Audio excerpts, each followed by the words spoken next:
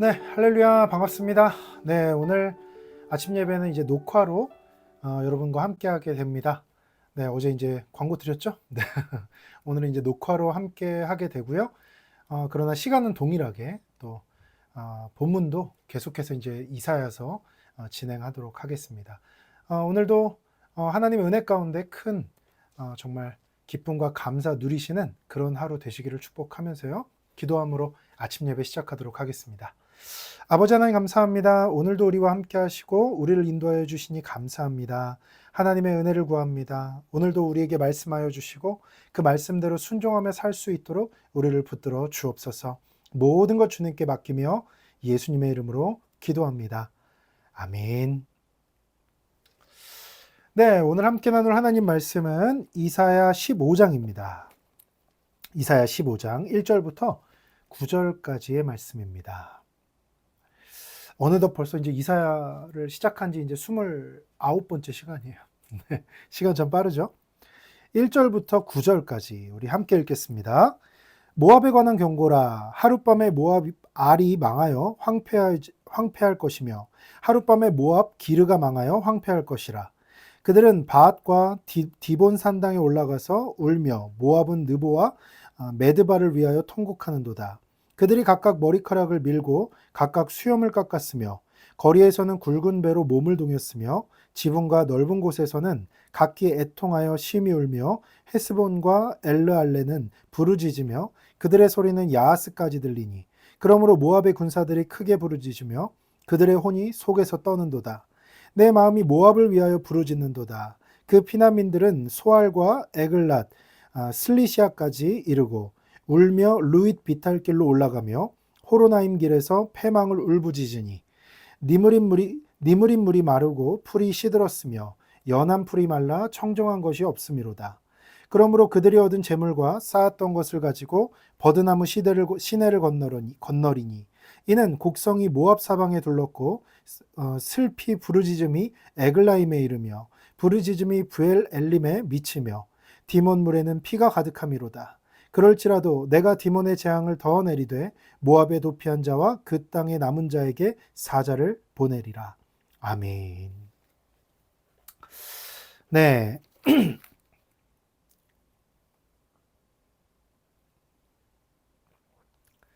제가 오늘 세 번째 설교입니다. 아침 예배 설교하고 아침에 또 다른 이제 설교할 곳이 있어서 이제 거기서 또 종로 가서 설교하고 지금 이제 집에 와서 설교를 준비하고 또 이제 세 번째 설교를 하네요. 어, 은혜가 됩니다. 네, 늘 이렇게 주님의 말씀 가운데 살게 돼서 기쁘고 감사하고 여러분도 또 그런 은혜가 가득하시기를 축복합니다. 네, 오늘은 악인들의 추락을 보여주시는 이유라는 제목으로 하나님 말씀 전하도록 하겠습니다. 살다 보면 이제 악인들의 추락을 보게 됩니다. 여러 가지 이제 모양으로 악인들이 추락하는 모습을 보게 되는데요. 뭐 예를 들어서 어느 나라에 아주 악질 독재자가 있었는데 어떤 일로 그가 이렇게 되었더라. 그렇죠? 뭐 그런 뉴스들이 나올 때도 있고 또 작게는 우리 주변에 내가 너무 미워하고 싫어하고 또 나를 힘들게 했던 어떤 사람이 몰락해가는 과정 이런 것들을 보게 되기도 합니다. 또 악인은 아닐 수 있지만 연예인들이나 정치인 뭐 어떤 그런 사람들의 몰락 같은 것도 뉴스나 아니면 SNS 같은 걸로 많이 퍼다 나르죠. 그러니까 사람들은 누군가의 몰락에 굉장히 관심이 많고 또 그 누군가가 내가 미워하는 어떤 누군가이거나 아니면 악인이고 아주 나쁜 일을 많이 해왔던 어떤 그런 사람이라면 더더욱 사람들은 관심을 가지게 됩니다. 그런데 우리는 그런 것들을 보면서 좀 허탈감에 빠지기도 해요. 내가 이걸 왜 보고 있나? 라는 생각이죠. 일단은 자극적이니까 그런 어떤 것들이 나오면 궁금해서 한번 보기도 하고 좀 그런 부분들이 있죠. 그런데 가만히 보고 또 듣고 있다 보면은 이걸 보는 게 나한테 무슨 의미가 있나? 라는 생각이 들 때가 있어요. 또한 나를 굉장히 고통스럽게 하고 힘들게 했던 사람일지라도 그 사람의 몰락이 처음에는 관심이 가고 나한테 어떤 자극을 줄지라도 계속해서 그걸 바라보고 있으면 결국은 뭔가 메시지를 받는 듯한 그런 느낌을 받습니다. 그냥 좋다. 아유, 참 꼴 좋다. 아유, 쌤통이다. 이런 생각을 처음엔 할 수 있지만 그걸 가만히 보고 있다 보면은 뭔가 좀 생각에 빠져들게 되는 것이죠. 또 특별히 이제 말씀을 가까이 하는 크리스천이라면은 이런 생각을 하게 될 겁니다. 저 사람의 몰락이 어쩌면 나에게 주시는 하나님의 메시지는 아닐까? 이런 생각이요. 저 연예인 누구, 저 정치인 누구, 또 혹은 나를 괴롭히던 그 사람, 그런 사람들이 몰락해가는 과정을 보면서 처음에 봤던 자극과는 다르게 점점 바라보면 볼수록 어쩌면 하나님이 저 사람의 몰락을 통해서 나한테 어떤 메시지를 주시는 건 아닐까라는 생각에 우리는 빠져들게 됩니다. 그렇습니다. 이 세상을 살아가면서 누군가의 몰락을 우리가 눈으로 보고 귀로 들을 때마다 우리는 그런 생각을 해야 됩니다. 쌤통이다 이런 게 아니라 그래, 하나님께서 저 몰락을 보면서 나를 돌아보게 만드시고 나에게 어떤 깊은 생각을 하게 하셔서 나도 저렇게 몰락하지 않도록 하나님의 일종의 레슨이 아닐까? 나를 교육해 주시는 것이 아닐까? 이런 생각을 해야 되는 것이죠. 그래야 그 몰락이 나에게 의미 있어진다라는 것이에요. 오늘 본문을 보면 이제 모압이라는 민족이 있습니다. 이스라엘 근처에 있는데요. 또 이스라엘과 아주 조금 이따 자세히 다루겠지만 아주 밀접한 애증의 관계예요. 정말 애증의 관계. 그런 민족입니다. 그런데 그 민족이 무너질 것이라고 하나님께서 이사야를 통해서 말씀하십니다. 그러면 모압이 무너진다 그러면 모압한테 가서 말씀을 하시든지 뭔가 그렇게 하시면 되잖아요. 예를 들어서 아수르의 몰락이나 바벨론의 몰락은 이스라엘에게 아주 직접적인 영향이 있잖아요. 이스라엘을 쳐들어와서 무너뜨리고 남유다도 못 살게 굴고 바벨론 같은 경우는 남유다도 무너뜨리니까요. 그런데 모압 같은 경우는 조금 이야기가 다르거든요. 또 우리가 오늘 아침에, 그러니까 여러분 보는 시점에서는 어제 우리가 나눴던 블레셋도 역시 비슷한 맥락이라고 볼 수 있습니다. 이렇게 블레셋과 모압 같은 그런 어떤 주변국들의 몰락을 하나님께서 왜 굳이 선지자를 통해서 우리에게 말씀하실까? 우리는 이제 이런 묵상을 할 수가 있는 것이죠. 결국 한 가지 결론에 도달하게 됩니다. 너희들은 이렇게 되지 말아라. 너희들은 절대로 블레셋같이 되지 마라.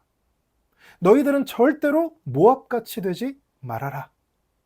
이런 말씀을 주시는 거예요.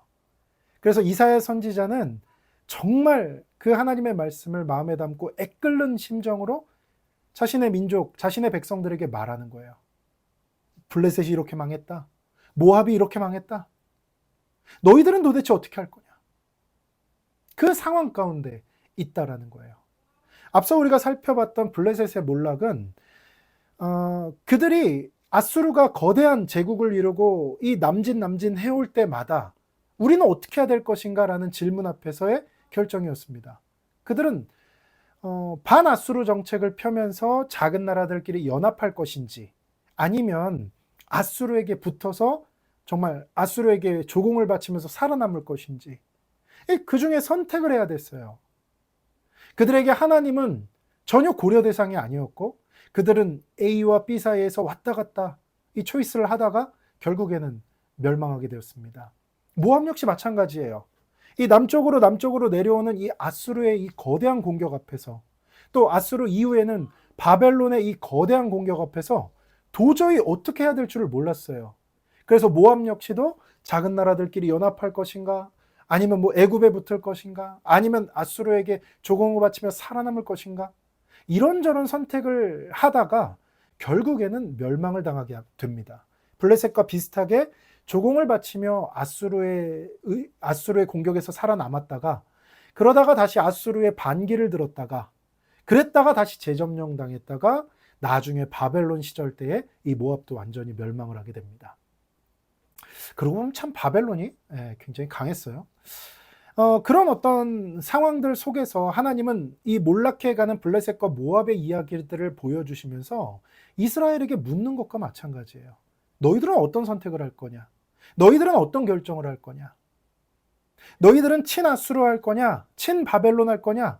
아니면 너희 주변국들 아람, 모압, 블레셋, 북이스라엘 뭐 그렇게 모여서 아수르든 바벨론이든 막아설 거냐? 어떤 선택을 할 거냐 물어보시는 거예요. 결국 하나님이 원하시는 대답은 무엇입니까? 그들이 유일하게 살아남을 수 있는 대답은 무엇입니까? 하나님을 택하는 거라는 거예요. 왜 그렇습니까? 블레셋도 모압도 친아수르 정책도 펴봤고 작은 나라들끼리 연합해서 반아수르 정책도 다 펴봤어요. 그러나 어떻게 됐습니까? 멸망했다라는 거예요. 모든 선택, 하나님을 제외한 모든 선택지를 이리 갔다 저리 갔다 왔다 갔다 하다가 결국에는 멸망한 이 블레셋과 모압의 모습들을 하나님이 보여주시면서 결국에는 하나님의 백성들이 그런 선택들을 하면서 우왕좌왕하다가 멸망하는 길을 걷지 말고 오직 하나님만을 선택하기를 하나님은 바라신 것입니다. 그러나 안타깝게도 그들은 블레셋과 모압이 갔던 그 길을 똑같이 갔습니다. 지금 이사야가 남유다에게 이 말씀을 전해주고 있죠. 남유다도 똑같이 그 길을 가서 결국에는 바벨론에게 완전히 멸망하게 되고 거기까지 가는 길도 똑같아요. 친아수르 했다가 반아수르 했다가 애굽에 붙었다가 계속해서 왔다 갔다 하다가 결국에는 멸망하게 되는 그 길을 걷게 되는 것이죠. 이 말씀이 이제 우리에게는 어떤 말씀으로 다가올까요? 우리 역시 그 멸망의 길로 가지 말라는 거예요. 오직 하나님만 바라보고 하나님만 따라가는 삶을 살라는 것입니다. 우리에게 돈으로 유혹하고 인맥으로 유혹하고 자리로 유혹하고 마귀는 정말 수없이 많은 유혹거리들을 가지고 우리에게 다가옵니다. 그리고 이 중에서 선택하라고 우리를 끊임없이 압박해와요. 하나님 빼고 나머지 여러 선택지들을 가지고 우리를 압박해오는 것이죠. 그러나 그때 우리는 무엇을 해야 됩니까? 다른 모든 선택지를 버리고 하나님을 선택해야 돼요. 오직 하나님 그분의 뜻, 그것만을 바라볼 때 우리가 멸망하지 않고 살아갈 수 있는 길을 만든다라는 것이죠. 그러기 위해서 하나님은 오늘 이 본문을 통해서 모압이 어떻게 멸망해 가는지를 보여주십니다. 직접적인 이유는 우리가 다음 시간에 나눌 거예요. 이 모압이 교만했거든요. 오늘 이야기는 모압이 왜 멸망했는지 그 이유에 초점이 있기보다는 어떤 방식으로 망해가는지 거기에 이제 초점이 있습니다. 이런 모습을 보면서 우리는 이렇게 살면 안 되겠구나 하는 반면교사로서 이 말씀을 대해야 될 것이고 또 이 말씀 보는 것으로 끝나는 것이 아니라 우리의 삶에서도 마찬가지잖아요. 여러 사람들의 이 망가지는 몰락하는 모습들을 우리가 보게 되잖아요. 그럼 그걸 그냥 우리가 자극적으로 소비하는데 만족할 것이 아니라 그렇게 하다가 처음에는 재밌고 흥미로울지 몰라도 점점 우리 마음이 이상해지잖아요. 그러니까 우리 성경을 사랑하고 주님을 사랑하는 사람의 마음이란 건 당연히 그렇게 귀결되게 돼 있죠. 결국에는 그들을 안타까워하는 동시에 저렇게 하면 안 되겠구나. 저렇게 하면 안 되겠구나. 그런 반면교사로서 우리가 바라봐야 되고 단순히 반면교사가 아니라 저 모압이 나구나. 그렇게 생각을 할 줄 알아야 돼요. 저 사람들이 바로 나구나. 그렇게 나와 동일시하면서 내가 절대로 저렇게 계속 나의 모습을 지속했다가는 나도 저렇게 멸망한다는 걸 깨닫고 돌이킬 수 있어야 됩니다. 그게 바로 오늘 본문을 우리가 잘 바라보는 은혜로운 눈일 것입니다. 그런 시각이 여러분 모두에게 있기를 예수님의 이름으로 축복합니다. 자, 15장 한번 같이 보도록 하겠습니다. 1절입니다. 모압에 관한 경고라. 이렇게 얘기를 하고 있습니다. 자, 모압에 대해서 조금 볼까요? 자, 이 지도를 보시면 이제 왼쪽 지중해 쪽에 북이스라엘과 남유다가 이렇게 그려져 있는 모습을 보실 수 있을 겁니다. 그리고 붉은색으로 이제 블레셋이 이쪽에 있습니다. 어제 이제 블레셋이 멸망하는 모습을 우리가 함께 봤죠. 그리고 오른쪽으로 이제 아람, 암몬, 모압, 에돔 이렇게 쭉 줄을 서 있습니다. 그 중에서 오늘은 이 보라색 모압, 남유다와 이 사해 바다를 사이에 두고 있는 이 모압에 대해서 오늘 이야기를 좀 나눌 거예요. 자, 이스라엘과 모압은 굉장한 인연이 있어요. 그래서 제가 이걸 좀 준비를 한번 해봤는데요. 한번 보시죠. 먼저 이 모압은요, 아브라함의 조카였던 롯의 아들이에요. 기억나십니까? 롯이 소돔과 고모라로 들어가서 그 소돔과 고모라가 멸망하죠. 예. 그래서 그 딸들과 아버지가 남습니다. 그리고 그 딸들이 자손이 없을 걸 걱정해서 아버지를 술에 취하게 하고 그 아버지 사이에서 낳은 그가 바로 이 모압이라는 자입니다. 그를 통해서 세워진 민족이 바로 모압 백성입니다. 그러니까 이스라엘 백성과는 친척 관계죠. 그러니까 굉장히 가까운 이 혈연 관계다. 이렇게 볼 수가 있어요. 그런데 이제 그런 인연만 있는 것이 아니라 아주 악한 인연들도 있습니다. 모압 왕 발락이 발람을 고용해서 이 출애굽한 이스라엘 백성들을 저주하고 없애버리려고 했던 그런 사건도 있고요. 또 모압 여인들이 이스라엘 남성들을 유혹해서 우상 숭배하게 되었던, 그래서 모압 백성들은 절대로 이스라엘 총회에 못 들어오게 해라, 이런 어떤 명령까지 주어졌던 그런 일들이 있었습니다. 또 모압 왕 에글론이 이 사사 시대였는데 18년간 이스라엘 백성들을 압제했던 그런 일도 있고요. 그런가 하면 여러분 룻 아시죠? 룻. 룻기의 그 룻. 모압 여인이죠? 나오미라는 그 시어머니를 따라서 이스라엘로 오게 되었고, 결국에 이 여인이 어떻게 됐습니까? 다윗의 증조모가 됐어요. 다윗의 족보에 들어가게 됐어요. 거기다가 이 여인은 예수님의 족보, 마태복음 족보에도 등장을 하게 됩니다. 그러니까 이 다윗이라는 왕은 이스라엘에서 너무 중요한 왕인데, 이 모압의 계열에서 그렇게 아주 가까운 혈연지간이 또 나오게 된 거예요. 또 다윗이 모압을 정복했던 그런 역사도 있고요. 또 이스라엘과 지속적인 영토 분쟁을 하면서 이렇게 모압과 이스라엘은 관계를 유지해 오고 있었습니다. 제가 왜 서두에 애증의 관계였다라고 설명을 했는지 여러분 이해를 하시겠죠? 굉장히 가까우기도 하면서 굉장히 멀기도 한 그런 나라라고 이제 이렇게 볼 수가 있겠습니다. 이 모압이 멸망해가는 그 과정을 보여주겠다. 오늘 본문이 바로 그런 의미를 담고 있습니다. 역시 강대국인 이 아수르나 바벨론, 페르시아 이런 어떤 대제국에 비해서는 작은 나라이지만 이스라엘과 굉장히 가까운 관계를 맺고 있고, 그리고 그 나라가 몰락해가는 과정을 보면 이스라엘 백성들은 늘 자신과 가깝게 지근거리에 있던 나라가 또 그 백성들이 몰락해가는 것을 보게 되는 거니까 훨씬 더 가슴에 와닿을 수가 있겠죠. 그러니까 여러 가지 하나님의 레슨으로는 좋은 그런 민족이다. 이렇게 볼 수가 있습니다.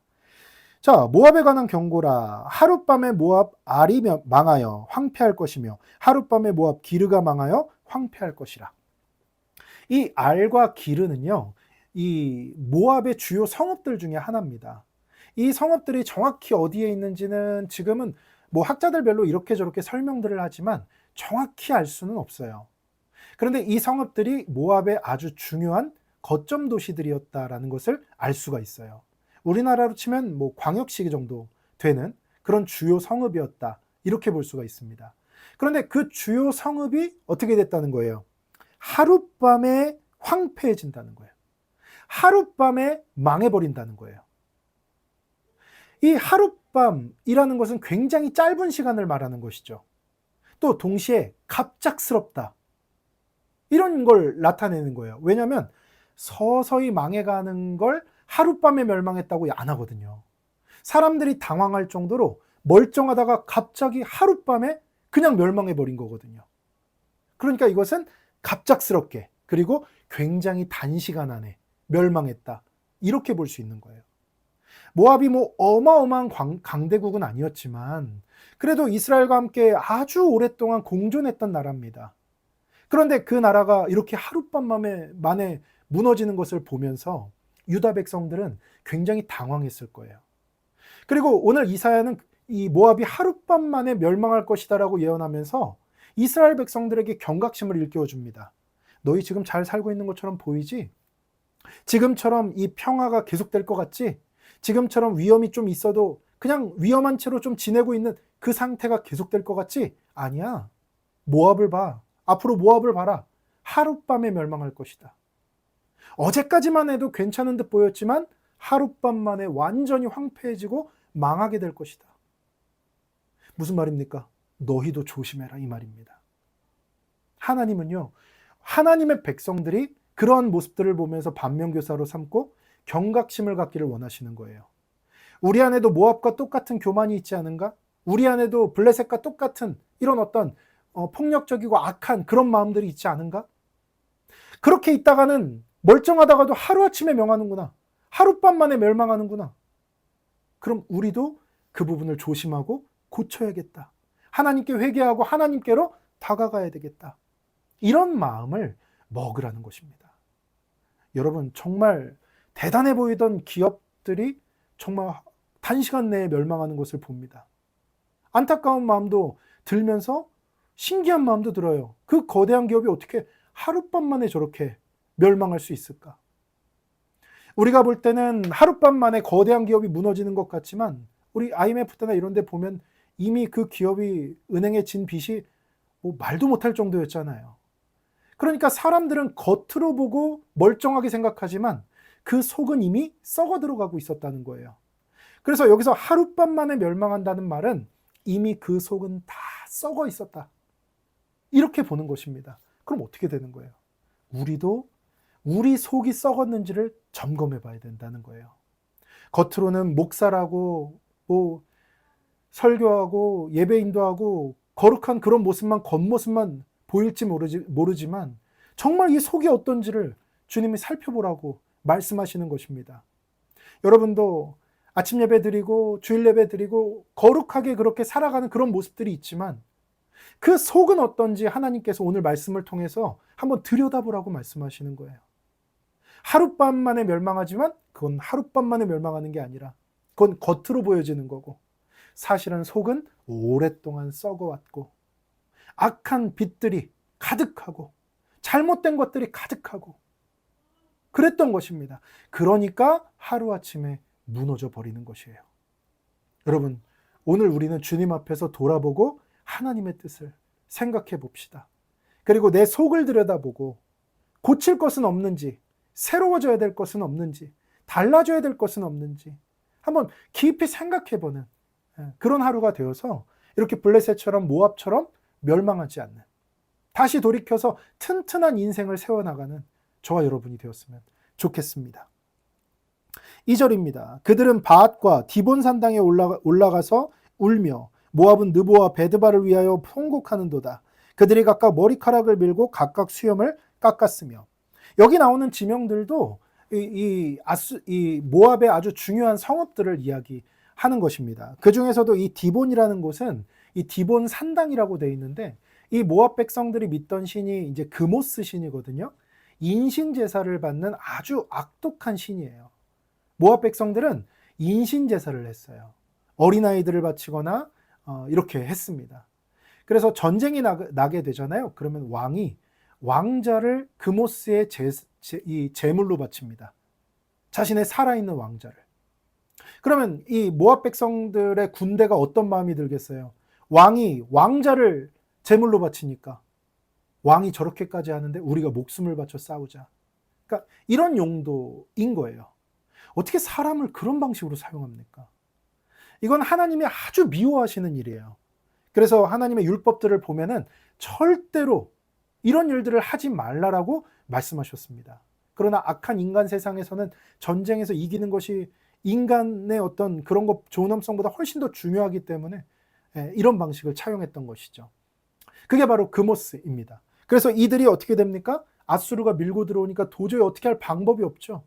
그러니까 자기들이 믿는 그모스가 있는 그 산당으로 올라간 거예요. 그리고 그 그모스에게 여러 가지 모습으로 뭐 울고 뭐 매달리고 한 겁니다. 그러나 그모스가 지켜줬습니까? 못 지켜줬죠. 왜요? 그모스는 없으니까. 그모스는 없습니다. 바알도 없어요. 아세라도 없어요. 그들은 모두 인간이 상상해서 꾸며낸 이야기들에 불과하고 인간이 조각해서 만든 우상에 불과합니다. 그들을 만든 재료는 인간이 산에 가서 나무를 잘라서 가지고 왔고요. 인간이 칼과 도구를 이용해서 깎아냈고요. 인간이 거기에 색을 칠하고 그럴듯한 곳에 세워놨습니다. 그리고 너무나도 아둔하게도 자신들이 만든 그 우상에 절을 합니다. 그러나 사실 그 신은 없는 것이죠. 오직 하나님만이 신이십니다. 그러니까 그들은 있지도 않은 신에게 가서 무릎을 꿇고 울며 통곡하며 자신들을 도와달라고 외치고 있는 것이죠. 반면 우리 하나님은 어떠십니까? 우리 하나님은 살아계신 하나님이십니다. 우리 하나님은 살아계신 하나님이세요. 우리 하나님은 모든 것이 없던 시절에도 계셨고 스스로 계셨고 태초에 이 땅의 모든 것을, 이 우주의 모든 것을 다 창조하신 창조주 하나님이십니다. 또 자신 창조하신 이 세계를 끝까지 경영하시는 분이시고 또 마지막 날 새하늘과 새 땅으로 우리를 인도하실 정말 살았고 운동력 있으며 능력이 크신 우리의 하나님이십니다. 있지도 않은 허무한 신들 앞에 무릎 꿇고 애통해봤자 아무것도 안 됩니다. 그러나 살아계신 우리 하나님, 그분을 바라본다면 그분이 우리를 도와주실 거예요. 여러분, 실체도 없는 돈에 의지하지 마시고 실체도 없는 인맥에 의지하지 마시고 있다가도 없어지고 없다가도 있다가 또 있다 한들 그것이 온전하게 나에게 근본적인 해결을 주지 못하는 것들에 여러분 의지하고 거기에 모든 것을 매지 마시고 오직 하나님, 오직 그분께 여러분 의탁하시고 여러분의 삶을 드리세요. 그럼 하나님께서 여러분을 인도해 주실 겁니다. 하나님은 살아계십니다. 통곡하는도다. 그들이 각각 머리카락을 밀고 각각 수염을 깎았다. 머리카락을 밀고 수염을 깎는다는 건 이건 고대에 있어서 수치와 관련되는 것이거든요. 근데 이것을 자신들의 신 앞에서 했다. 이건 뭐냐면 정말 애통하면서 부르짖는다 이런 의미가 있어요. 내가 이렇게까지 하면서 이 신에게 나아간다. 이런 의미가 있습니다. 그러니까 이 사람들은 아수르가 쳐들어오면 자기들이 죽을 것을 알고 마지막으로 자기 신 그모스에게 수염까지 깎고 머리까지 밀면서 최선을 다해서 부르짖는 거예요. 참 우리가 우리 인도네시아 선교지도 마찬가지고 가면은요 참 기도들 열심히 해요. 우리는 살아계신 하나님을 믿잖아요. 근데 정말 자신들이 믿는 신에게 정말 기도들을 열심히 하고 최선을 다해서 헌신하는 모습들을 봅니다. 또 모스크들을 굉장히 많이 지어요. 선교지 가보면은 그 지역마다 다 있어요. 그런데 그 지역마다 그걸 지을 때 세금을 낸다고 합니다. 근데 그건 아주 자발적으로 사람들이 아무리 가난해도 그 모스크를 지을 때는 정말 자신들의 모든 재산을 털어서라도 기꺼이 낸다고 합니다. 그래서 가난한 지역이어도 모스크만큼은 화려하고 또 이 재료들이나 이런 것들도 굉장히 비싼 것들을 공수해 와서 이렇게 만들고 그렇게 한다고 합니다. 그런 열심이 있다라는 거예요. 그런데 여러분 한번 생각해 보십시오. 열심이 있다 하더라도 방향이 맞아야죠. 열심히 있어도 방향이 틀리면 아무 의미가 없는 거예요. 달리기를 하는데 고린 지점이 있지 않습니까? 아무리 열심히 뛰어도 고린 지점이 아닌 다른 방향으로 뛴다면 아무 의미가 없는 거예요. 축구 선수가 자신의 슈팅을 아무리 강하게 찰 수 있어도 또 열심히 최선을 다해서 슈팅을 한다 하더라도 골문 안으로 쏴야죠. 골대도 아닌 곳에 아무리 세게 차고 아무리 열심히 한다 한들 무슨 의미가 있습니까? 이들은 그모스라는 잘못된 방향성을 갖고 있었어요. 거기다 최선을 다했습니다. 수염도 깎고 머리도 밀었습니다. 그러나 그 방향은 틀린 방향이었어요. 열심을 믿지 마세요. 내가 이렇게 열심히 했는데, 내가 이렇게 최선을 다했는데, 아닙니다. 방향이 맞아야 돼요. 내 열심이 나를 구원하지 못합니다. 내 최선이 나의 문제를 해결하지 못합니다. 오직 하나님만이 우리의 문제를 해결하실 수 있고 오직 예수 그리스도만이 우리를 구원하실 수 있어요. 우리의 최선의 문제가 아니에요. 방향의 문제예요. 여러분, 우리는 얼마나 감사합니까? 정말 옳은 방향성을 성경을 통해서 늘 알려주시잖아요. 오직 예수, 오직 말씀, 오직 하나님. 우리는 그것만 바라보며 나아가지 않습니까? 여러분, 최선을 다해서 정말 주님만 바라보며 나아갑시다. 내 최선이 중요한 게 아니라 주님께로 가는 것이 중요합니다. 말씀으로 가는 것이 중요합니다. 우리에게 바른 방향성, 바른 길, 나는 길이요 진리요 생명이요, 그 예수 그리스도와 그분의 말씀을 주신 하나님께 감사하며 우리 날마다 바른 방향으로, 바른 길로 나아갑시다. 은혜가 있길 바랍니다. 3절입니다. 거리에서는 굵은 배로 몸을 동였으며 지붕과 넓은 곳에서는 각기 애통하며 심히 울며. 역시 이들이 자신들의 신들을 향해서 애통하고 또 예배드리고 이런 모습과 이어서 곳곳에서 이들의 애통소리, 울부짖는 소리가 들리기 시작했다는 거예요. 이건 정말 어찌할 바를 몰라서 지르는 비명소리와도 같은 겁니다. 거리에서 이런 일들이 일어난대요. 얼마나 끔찍하겠어요, 여러분. 거리를 지나다닐 때 조용하고 또 거리에서 뭐 상점들이 있고 아주 일상적인 것들이 있지 않습니까? 오늘 저도 종로에 가서 아침에 설교하고 나오는데 왔다 갔다 하면서 그 종로 거리를 정말 오랜만에 걸었어요. 제 청년 때는 종로가 꽤 중심가였거든요. 극장들도 많았고, 예, 뭐 무슨 커플링 맞추면 또 거기 가서 맞추고, 아무튼 종로가 그랬어요. 근데 한동안 정말 오랫동안 안 가다가 오랜만에 한번 그 거리를 걸었습니다. 너무 평온하고 그렇습니다.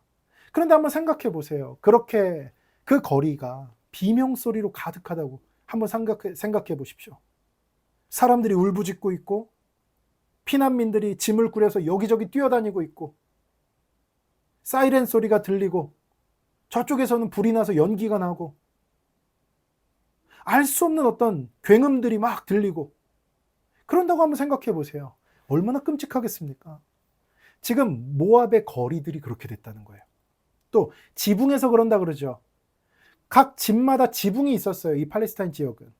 그 지붕에서 사람들이 식사도 하고 또 거기서 어떤 이 자신들의 어떤 기도도 하고 이런 어떤 골방도 있고 그런 지역이, 그런 어떤 공간이에요. 그 지붕 위에 올라가서 애통하고 있다라는 거예요.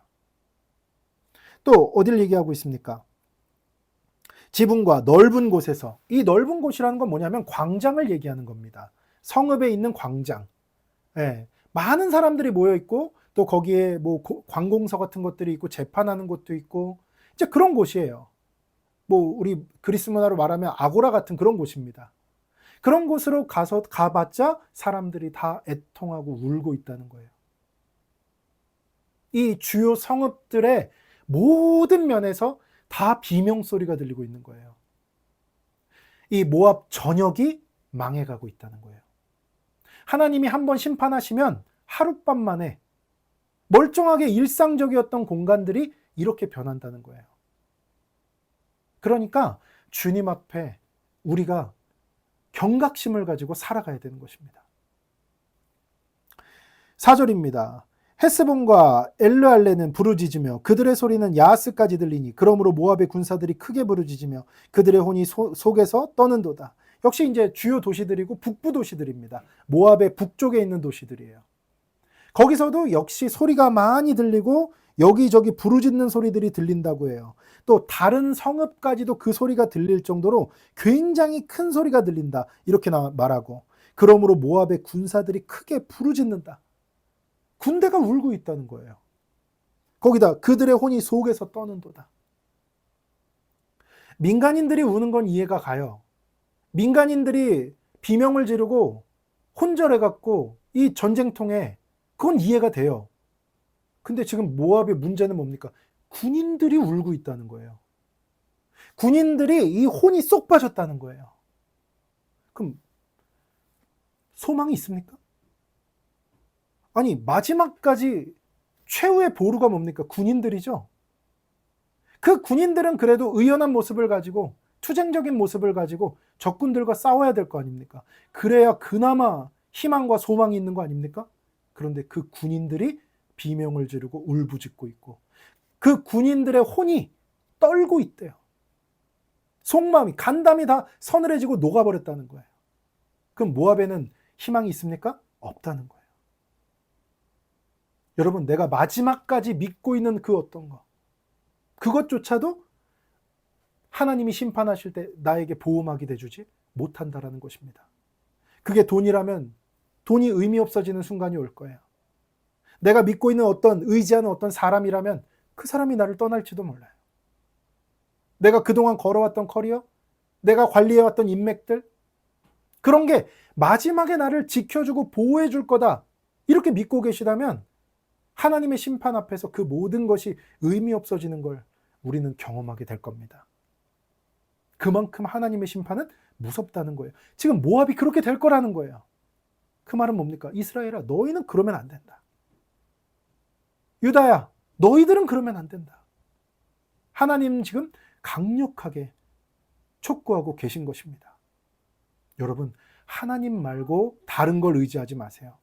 오직 하나님만 의지하세요.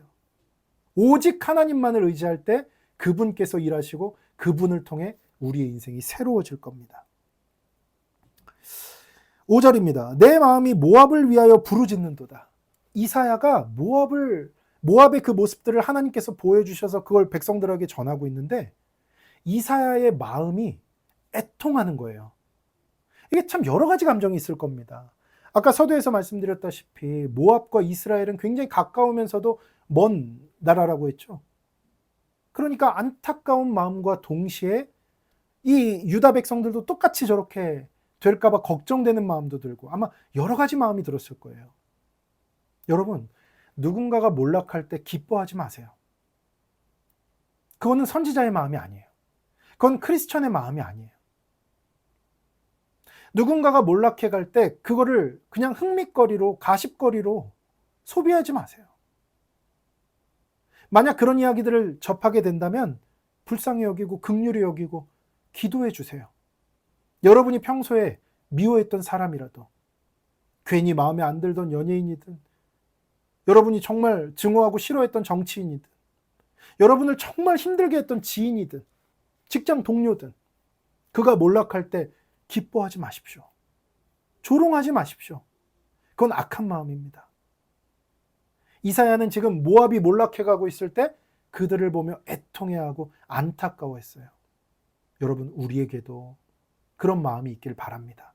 절대로 다른 사람의 몰락을 그냥 기뻐함으로, 흥미거리 하나로 소비하지 마시고, 그런 세상 그렇잖아요. 그 세상에 똑같이 동조하지 마세요. 주님의 마음으로 그들을 안타까워하고 그들을 위해 기도해 줄 수 있는 우리가 되었으면 좋겠습니다. 그 피난민들은 소알과 에글락과 슬리시아까지 이르고 울며 루앗 비탈길로 올라가며 호로나임의 길에서 패망을 부르짖는다.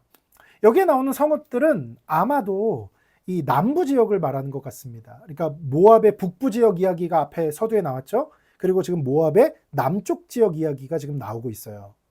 그러니까 어떤 일이에요? 피난민들이 북부에서 출발해서, 왜냐하면 이 아수르가 북에서 내려오니까 이 북부에 있던 피난민들이 지금 최남단까지 내려온 거예요. 우리로 치자면 서울, 인천, 뭐 파주, 연천, 동두천, 이런 북부 지역에서 피난을 가다 어디까지 갔냐? 지금 부산, 또 해남, 이런 데까지 이제 내려오게 되었다. 이제 그런 의미를 담고 있습니다.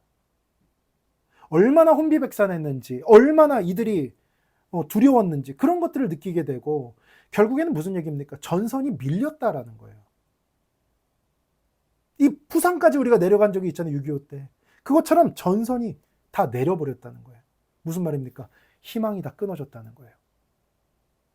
우리는 정말 하나님의 은혜로 인천 상륙 작전 통해서 우리의 영토를 찾을 수 있었지만 그건 정말 하나님의 은혜입니다. 안 그랬으면 진짜 큰일 났어요. 근데 지금 이 모압은 그럴 희망조차 없어요. 이제 이 나라가 끝나간다라는 거예요. 그래서 이 남쪽 이야기들을 하고 있고, 비탈길로 올라가면 이 오르막길로 올라간다는 거예요. 또 호로나임에서 패망을 울부짖으니 최남단에 가서 이제 모든 게 끝났다라고 모든 백성들이 다 울고 있다는 거예요. 이 전쟁통에 피난을 겪으신 분이 계시다면, 혹시 듣고 계시다면 그분들께는 이게 그냥 눈에 선하게 그려지실 거예요. 근데 전쟁을 겪지 않은 분들에게는 우리의 상상력이 필요하고 또 영화나 다큐나 이런 데서 보신 것들을 좀 동원해서 생각하시면 그래도 이해가 되실 겁니다.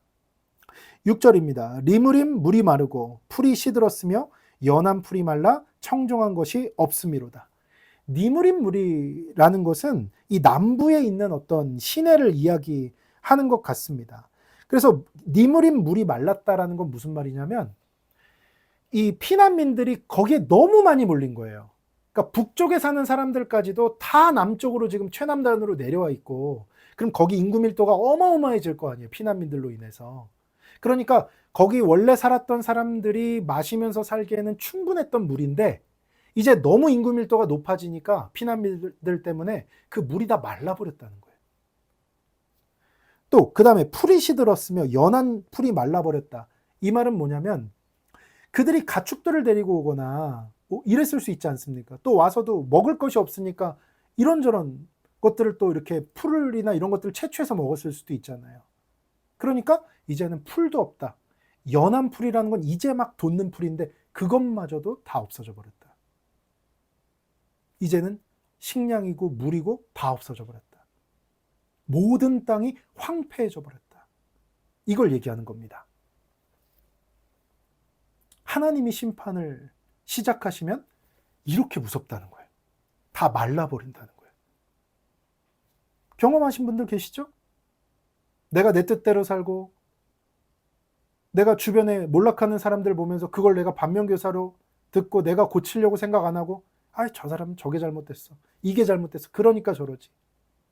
그러면서 하나님께로 돌아갈 생각을 하는 게 아니라 여전히 내 지식, 내 경험, 내 판단, 내 주장 그러다가 하나님이 다 말라버리게 만드시는 거예요. 인간관계도 싹 말라버리고 내 계좌의 돈도 싹 말라버리고 사업도 다 말라버리고 내 정서와 내 자신감, 나를 믿는 어떤 그 마음들 그런 것까지도 다 말라버리게 경험하신 분들 계실 겁니다. 하나님의 심판이 그렇게 무섭다라는 것입니다. 우리는 어떻게 해야 됩니까? 이 모압의 몰락을 보면서 말씀을 통해서 또 내 주변에 악한 일을 하다 몰락하는 하나님을 떠나서 몰락하는 그 사람들을 보면서 나는 절대로 저렇게 살면 안 되겠다. 또 내가 그와 별로 다르지 않다. 심판의 시기만 다를 뿐이에요. 지금 당장 하나님이 나를 그렇게 심판하셔도 할 말이 없어요. 지금 남유다를 모압하고 똑같이 심판하셔도 할 말이 없어요. 모압은 저래서 안 되지. 아니에요. 모압이 나예요. 모압이 나예요. 그렇게 멸망할 수 있다는 거예요. 감사하게도 은혜로 아직 내게는 멸망의 때가 주어지지 않았으니 이제라도 돌이켜야 되겠다. 이게 말씀을 사모하고 주님을 따라가는 우리 크리스천들이 가져야 될 생각이라는 것입니다. 여러분, 주님의 심판의 날이 임하기 전에 돌이키세요. 주님만 따라가세요. 7절입니다. 그러므로 그들이 얻은 재물과 쌓았던 것을 가지고 버드나무 시내를 건너리니. 그들이 그동안 쌓아왔던 이 재물 그리고 이 모든 것들을 가지고 저축했던 것들을 가지고 버드나무 시내를 걷는데요. 이 버드나무 시내라는 게 뭐냐면 그 밑에 있는 에돔이라는 나라와 모압의 경계선입니다. 무슨 말이에요? 이제 더 이상 모압 땅에 못 있겠다 이 말이에요. 그래서 다른 나라로 넘어가는 거예요. 더 남쪽에 있는 나라로 넘어가 버리는 거예요. 그러면서 그냥 가는 게 아니라 뭡니까? 자신들이 평생 쌓아왔던 재물을 들고 가는 거예요. 이 마음이 여러분 이해가 가세요? 한번 가만히 묵상해 보십시오. 이들은 평생을 쌓아왔던 이 재물을 도저히 버리지 못하는 거예요. 그 북쪽에서 남쪽까지 피난길을 오면서도 끝까지 그 재물을 싸들고 온 겁니다. 그리고 이제 다른 나라로 넘어가는 상황에서조차 그 재물들을 이고 지고 싸고 들고 가고 있어요. 이 재물은 그들에게 희망이었고 소망이었을지 모르겠으나 하나님의 심판의 때가 되니까 어떻게 됩니까? 짐이 되는 거예요. 짐이 돼버리는 거예요. 더 이상 그들에게 이 재물은 아무 의미가 없습니다.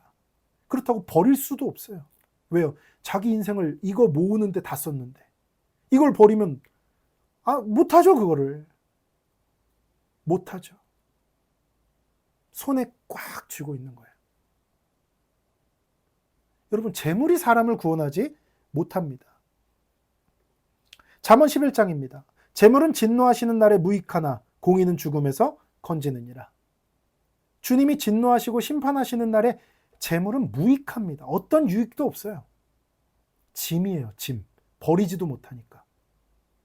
그러나 공의, 하나님의 말씀대로 사는 삶, 하나님의 말씀을 이루는 삶은 어떻습니까? 죽음에서 우리를 건진대요. 돈은 우리를 죽음에서 못 건지지만 공의, 하나님의 뜻, 하나님의 말씀, 예수 그리스도, 진리이신 그분, 그것은 우리를 사망과 죽음의 권세에서 건진다라는 것입니다. 디모데전서입니다. 우리가 세상에 아무것도 가지고 온 것이 없으며 또한 아무것도 가지고 가지 못하리니. 가지고 온 것이 없어요. 근데 어떻게 갈 때 가지고 가겠습니까? 말이 안 되죠. 또 우리는 봅니다. 이 세상에 아무것도 없이 어머니의 태를 통해서 정말 그냥 몸만 가지고 태어난 우리가 나중에 나이가 들어서 아무것도 손에 쥐지 못한 채로 차가운 시신이 되어서 사라지는 것을 우리는 봅니다. 그런데도 우리는 거기서 배우지 못하고 내 손에 꽉 재물을 쥐으려고 이 세상을 살아가죠. 하나님께서 교육을 하시지만 배우질 않는 거예요. 전도서 5장입니다. 그가 모태에서 벌거벗고 나왔은즉 그가 나온 대로 돌아가고 수고하여 얻은 것을 아무것도 자기 손에 가지고 가지 못한다. 악하게 얻은 재물뿐만 아니라 자기가 수고해서 얻은 재물도 가져가지 못해요. 그런데 그걸 모으려고 그렇게 살아왔고 전쟁통에 피난을 가면서도 그걸 버리지 못해서 끝까지 이고 지고 가는 거예요. 이게 참 우리의 인생과 비슷하지 않습니까? 우리의 인생과 너무 비슷하지 않아요? 내가 그렇게 열심히 공부해서 이런 커리어를 얻었고 내가 그 수많은 경쟁률을 뚫고 이 직업을 얻었는데 그 직업이 나를 힘들게 하는 거예요. 근데 버리질 못해요. 나의 트로피거든요. 내 인생이 다 거기 들어가 있거든요. 하나님 없이 다른 것들을 추구하면서 사는 인생은 바로 이와 같다라는 거예요. 반면에 하나님을 추구하는 인생은 어떻습니까? 바울을 보세요. 모든 것을 배설물로 여기고 버립니다. 주님이 주실 때는 취합니다. 주님이 버리라고 하실 땐 버립니다. 주님이 올라가라고 할 땐 올라갑니다. 주님이 내려가라고 할 땐 내려갑니다. 하나님께 집중된 인생은 다른 모든 것들로부터 자유롭습니다. 그러나 하나님 이외에 다른 것들에 집중된 인생은 그 모든 것을 짐으로 이고 지고 살아가요. 심지어 그게 날 힘들게 하더라도 그걸 도저히 놓지 못해요. 여러분, 하나님께 묶이세요. 오직 하나님께 묶이세요. 그러면 하나님께서 우리를 지켜주십니다. 하나님 이외에 다른 것에 묶이면 그것들이 여러분을 지켜주지 못해요. 그게 바로 이 본문에 지금 버드나무 시내를 자기가 쌓았던 재물을 들고 이고 지고 건너는 모압 사람들의 모습을 통해서 하나님이 우리에게 주시는 레슨이라는 거예요. 여러분, 주님께 묶이십시오. 8절입니다. 이는 곡성이 모압 사방에 둘렀고, 곡성이 뭡니까? 비명소리예요. 우리를 좀 도와달라는 통곡 소리예요. 이 모압의 그 곡성이 아주 사방에 둘렀대요. 아주 아비규환의 상태인 겁니다. 슬피 부르짖음이 에글라임에 이르며 부르짖음이 부엘엘림에 이르며 모압 전역에 곡성으로 가득한 거예요. 그러나 누구도 도와줄 사람이 없습니다. 누구 좀 도와달라고 전화를 붙잡고 뭘 붙잡고 여기 좀 경찰 좀 보내달라고 여기 좀 군인 좀 보내달라고 여기 좀 뭐 좀 도와달라고 사람들이 통곡하고 부르짖습니다. 자신들이 믿는 그모스 신에게 통곡하고 부르짖습니다. 자기가 의지해왔던 사람들에게 도와달라고 통곡하고 부르짖습니다. 자기들이 이고 지고 가지고 온 재물들을 바라보면서 재물들아 날 좀 도와달라고 통곡하고 부르짖습니다. 그러나 여호와의 심판의 때에는 그 어느 것도 우리를 도와줄 수 없어요. 우리를 건져주실 분은 오직 예수 그리스도예요. 사망에서 우리를 건져주십니다. 죽음에서 우리를 건져주십니다. 오직 예수 그리스도, 그분만이 우리의 희망이라는 거예요. 여러분, 우리 예수님만 바라봅시다. 주님만 붙잡읍시다. 주님만 붙잡읍시다. 마지막 9절입니다. 디몬 물에는 피가 가득함이로다. 그럴지라도 내가 디몬에게 재앙을 더 내리되 모압의 도피한 자와 그 땅에 남은 자에게 사자를 보내리라. 디몬 물에 피가 가득하대요. 사람들이 먹어야 되는 물, 또 아름답게 졸졸졸 소리를 내면서 흘러야 되는 물들, 그런 물들에 피가 가득합니다. 왜요?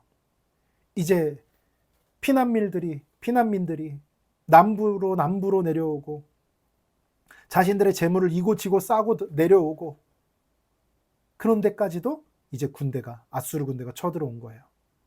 그래서 이제 이 모든 물들이 피로 물들 정도로 도륙의 현장이 되어버린 것이죠. 그런데 더욱더 놀라운 일은 무엇입니까? 그럴지라도, 9절을 다시 보세요. 그럴지라도 내가 디몬의 재앙을 더 내릴 것이다. 모압의 도피한 자, 또 그 땅에 남은 자, 도망간 사람들, 남아있는 사람들, 숨어있는 사람들 할 것 없이 하나님께서 지금도 충분해 보이는데 심판이 더 심판하신다는 거예요. 하나님은 어디까지 심판하십니까? 하나님이 정하신 분량까지. 사람들이 보기에 이 정도면 됐다, 그 정도면 끝나는 게 아니에요. 하나님이 정하신 분량까지 하나님은 심판하십니다. 일단 심판이 시작되면 하나님은 거기까지 가시는 거예요. 모압은 이렇게 멸망할 것입니다. 이사야는 이걸 봤어요. 그리고 이사야는 피를 토하는 심정으로 자기 백성들에게 외칩니다. 모압이 이렇게 멸망할 것이다. 무슨 말입니까? 너희들 빨리 하나님께로 돌이켜라. 친아수르? 반아수르? 친애굽? 아니다. 오직 하나님. 그분께 너희의 인생을 맡겨라. 그것만이 살 길이다. 너희에게 생명을 주시고 너희를 죽음과 사망에서 건지실 분은 오직 하나님밖에 없다. 이게 바로 오늘 이 모압의 몰락을 말씀해 주시는 이유입니다. 여러분, 무엇을 의지하고 계십니까? 여러분은 무엇을 가장 의지하고 계십니까? 우리 예수님을 바라봅시다. 오직 그분만이 우리의 구원자이십니다. 지금 당장은 돈이 나를 구해줄 것 같고, 지금 당장은 인맥이, 내 스펙이, 내 노력이, 내 힘이 나를 도와줄 것 같고 나를 구원할 것 같지만, 주님의 심판의 때가 오면 모두 다 부질없어진다는 거예요. 하루아침에 다 사라져버린다는 거예요. 영원하신 우리 예수 그리스도, 우리에게 자기 목숨을 주고 우리에게 영생을 주신 바로 그분, 그리고 그분의 말씀, 오직 그것만 붙잡고 오늘 하루 감사와 기쁨으로 살아가고 돌이켜야 될 부분에 대해서 확실히 돌이킵시다. 그런 은혜가 오늘 하루 여러분에게 가득하시길 예수님의 이름으로 축복합니다. 기도하겠습니다. 아버지, 감사합니다. 오늘도 말씀 주셔서 감사합니다. 모압의 몰락을 봅니다. 단순히 모압을 욕하면서 손가락질하면서 그 몰락을 소비해버리는 것이 아니라 모압이 바로 나임을 기억하게 하여 주옵소서. 나도 지금 당장 저렇게 모압처럼 무너져도 이상하지 않을 그런 사람임을 기억하게 하여 주옵소서. 다른 사람의 몰락을 보면서 즐거워하고 그저 흥미롭게 소비하는 것, 거기 그치는 것이 아니라 내가 그 사람과 하나도 다르지 않다라는 것을 기억하게 하시고, 나도 그 사람처럼 몰락하지 않으려면 돌이켜야 된다. 달라져야 된다. 주님께로 돌아가야 된다. 말씀대로 살아야 된다.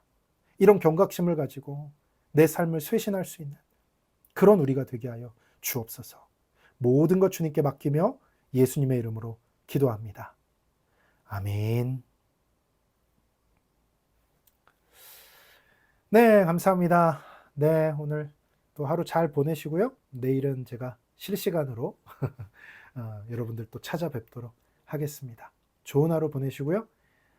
이사야 멸망의 말씀, 심판의 말씀 계속되고 있는데 아침마다 참 듣기 힘드실 텐데 그럼에도 불구하고 말씀을 사모하는 마음으로 이렇게 늘 함께 하시는 여러분들께 정말 감사와 또 존경을 표하고요. 함께 이렇게 가다 보면 또 하나님께서 이렇게 멸망의 말씀 또 심판의 말씀을 계속 주시는 이유를 우리가 또 깨닫게 될 겁니다. 그 은혜가 여러분 삶에 가득하기를 축복합니다. 감사합니다. 좋은 하루 되십시오.